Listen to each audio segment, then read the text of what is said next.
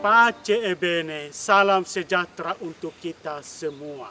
Hari ini 7 Desember 2020, saya Pastor Octavianus Sitongker Kapusin membawakan renungan kepada kita yang diambil dari Injil Lukas bab 5 ayat 17 sampai 26. Demikian bunyinya. Pada suatu hari ketika Yesus mengajar, ada beberapa orang Farisi dan ahli Taurat duduk mendengarkannya. Mereka datang dari semua desa di Galilea dan Judea dan dari Yerusalem. Kuasa Tuhan menyertai dia sehingga ia dapat menyembuhkan orang sakit. Lalu datanglah beberapa orang mengusung seorang lumpuh di atas tempat tidur. Mereka berusaha membawa dia masuk dan meletakkannya di hadapan Yesus. Karena mereka tidak dapat membawanya masuk berhubung dengan banyaknya orang di situ, naiklah mereka ke atap rumah, lalu membongkar atap itu dan menurunkan orang itu dengan tempat tidurnya ke tengah-tengah orang banyak, tepat di depan Yesus. Ketika Yesus melihat iman mereka, berkatalah ia, "Hai saudara, dosamu sudah diampuni." Tetapi ahli Taurat dan orang Farisi berpikir dalam hatinya, "Siapakah orang yang menghujat Allah ini? Siapakah yang dapat mengampuni dosa selain daripada Allah sendiri?"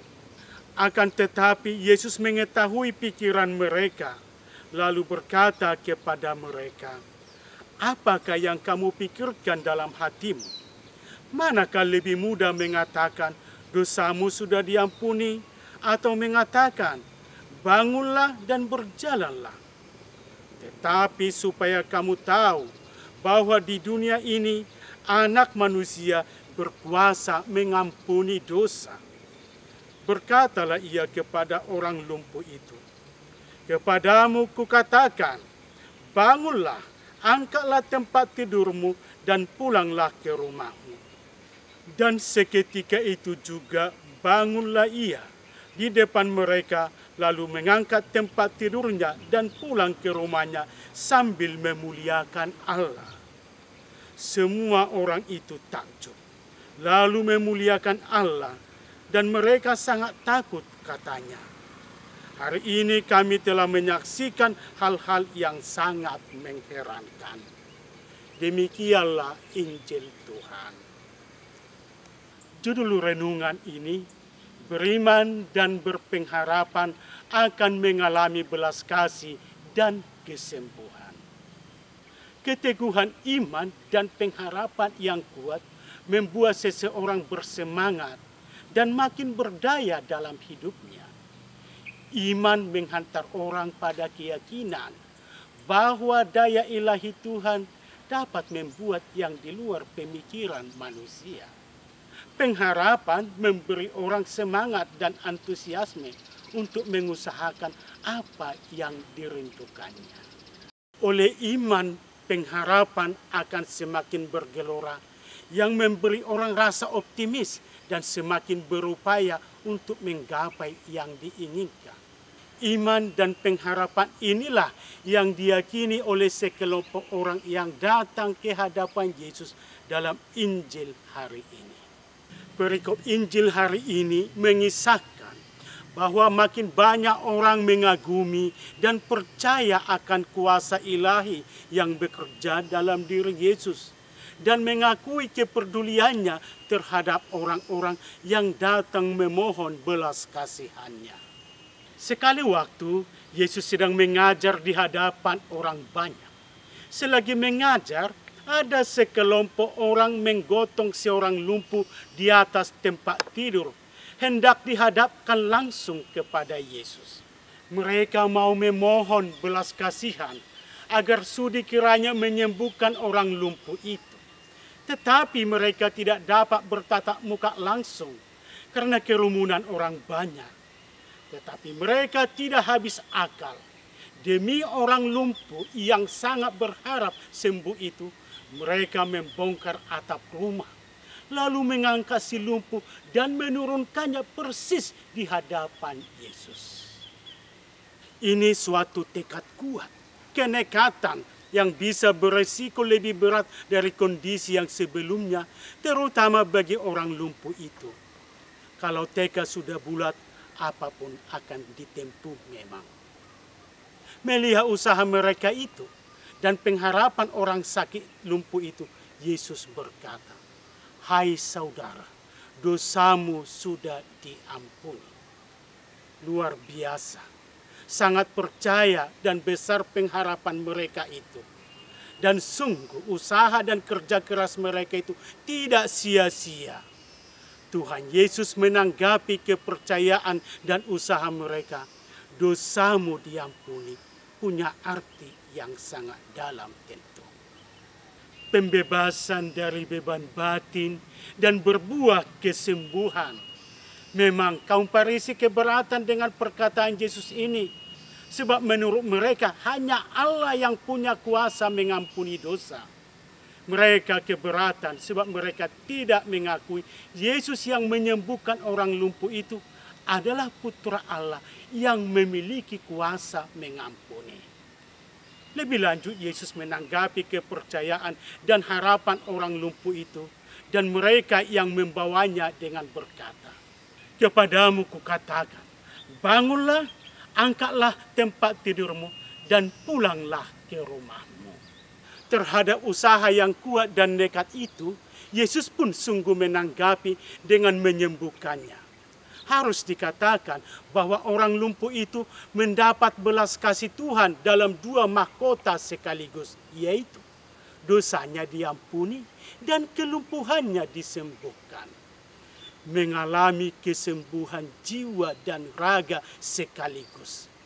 Ini jelas pengalaman rahmat yang luar biasa. Mengalami rahmat istimewa karena percaya dan menyerahkan diri secara total pada Tuhan. Ini menjadi contoh buah iman dan pengharapan dari mereka yang percaya dan punya tekad kuat akan mendapat keselamatan. Saudara-saudari, kisah Injil hari ini adalah kesembuhan secara menyeluruh, yaitu lahir batin. Sisi lain yang hendak direnungkan dalam peristiwa ini, selain iman orang yang sakit lumpuh itu, adalah juga iman dari orang-orang yang membawa orang lumpuh itu kepada Yesus. Kepercayaan mereka itu turut menentukan. Mereka percaya, karena itu mereka rela mengorbankan tenaga dan waktu. Sekaligus makin meyakinkan orang sakit itu untuk berharap akan sembuh.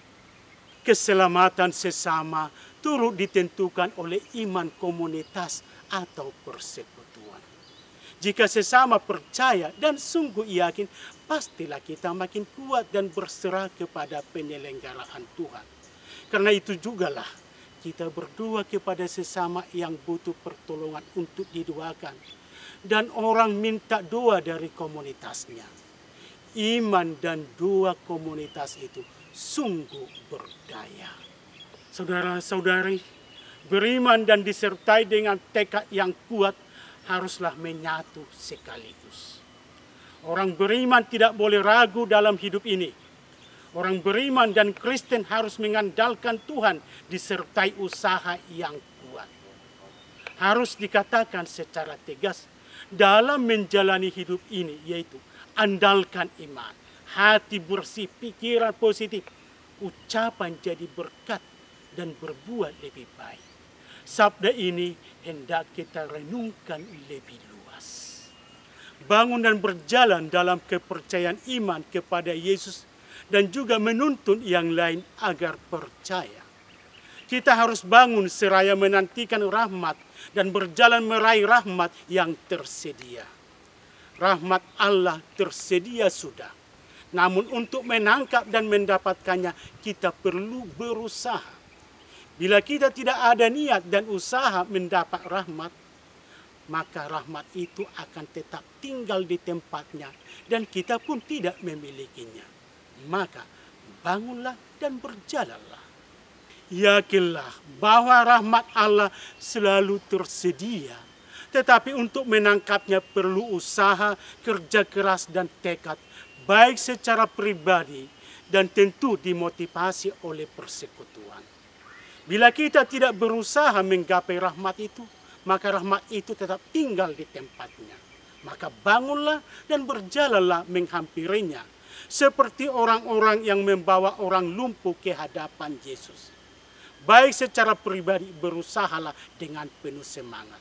Sebagai kebersamaan, kita saling mendukung dan menyemangati satu sama lain. Yakinlah akan dapat mengalami sukacita yang lebih besar sebagai saudara-saudari satu sama lain. Saudara-saudari, masa Advent ini kita menantikan kedatangan Tuhan. Menanti dalam iman berarti yakin dan penuh harap dan antusias. Di atas semua itu, iman dan harap itu harus jadi motivasi untuk berbuat, bertindak lebih cekatan dan lincah. Menanti bukan berpangku tangan dan diam, tetapi justru gesit dan kreatif yang ditandai dengan tindakan. Mari mengisi masa penantian ini dengan melakukan tindakan kasih dan kepedulian akan sesama dan lingkungan sekitar. Pace ebene, Tuhan memberkati.